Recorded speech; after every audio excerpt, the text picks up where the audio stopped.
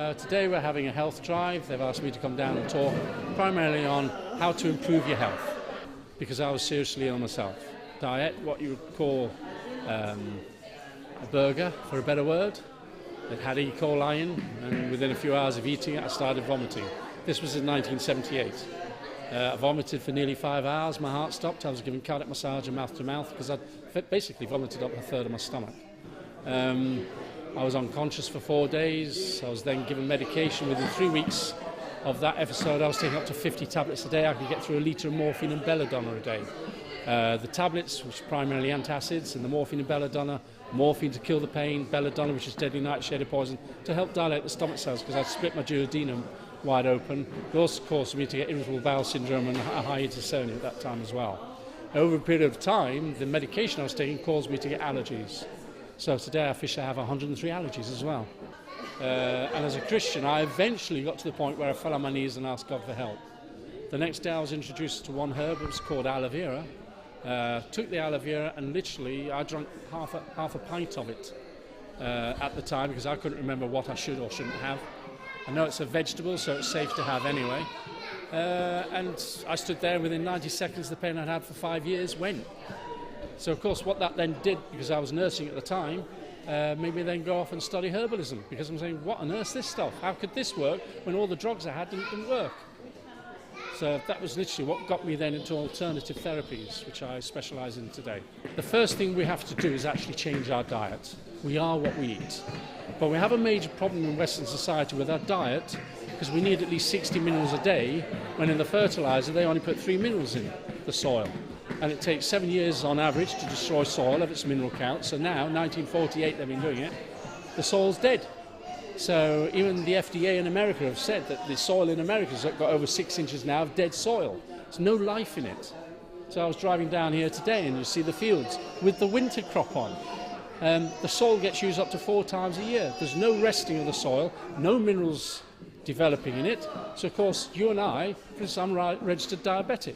I was born with what's called a fluctuating pancreas. So all my life I had blood sugar levels going up and down. When I got to 50, 10 years ago now, it suddenly decided the pancreas to stop. So they said it would be type 2 diabetes. But that didn't worry me because I treated myself like I do other animals by getting rid of the diabetes. And all I do is have herbs and minerals. And that's what it's all about. Giving my body what it should have that doesn't go in the soil today to give our food the nutrients. So when people say you need 5 fruit and veg a day, that's good, but it's not going to give you the nutrition unless it's organic, because the nutrition is no longer in the soil.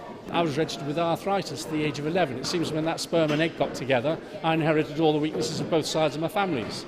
But what it did do, when I learnt how to help my body, I got rid of it. So today I don't have arthritis, I don't have diabetes, I don't have a high desire, I don't have irritable bowel. The list goes on. It's because the herbs are given to us to heal our bodies, but today what we have is drugs instead of herbs. And when you look at Glaxo history, and you go on the internet and read all about how they sponsored doctors to Parliament and they changed all the laws, you begin to understand that literally what orthodox medicine is herbalism, not drug therapy.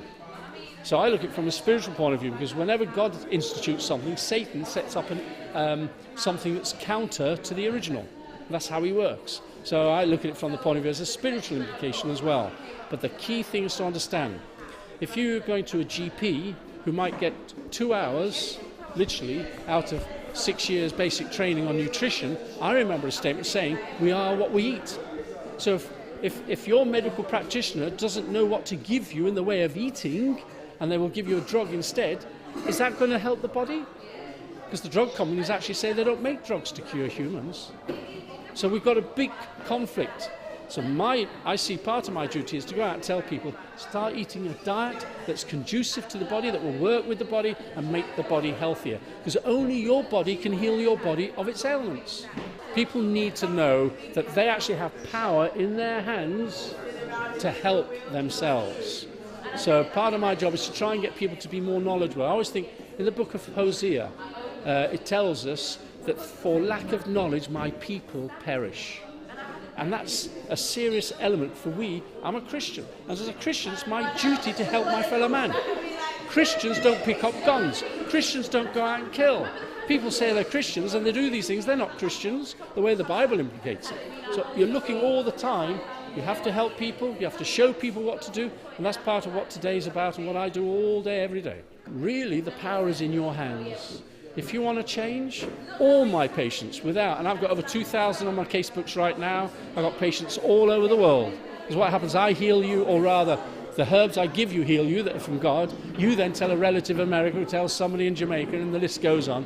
So I'm very busy in that area. But literally, you have the power in your hands. If I had my way, I'd have every single human being on this earth on something called pure aloe vera. The best one, as I say, is from Forever Living, not to promote them, but to promote the aloe.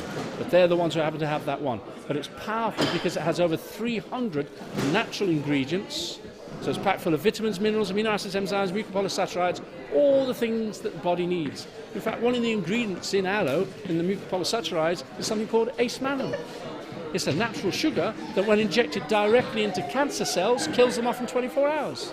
So you begin to realise how powerful, but because it's in a natural state, you have to have plenty for it to do its work. That to me is the secret. If I could get everybody on aloe, I tell you what, we wouldn't have a national National Health Service.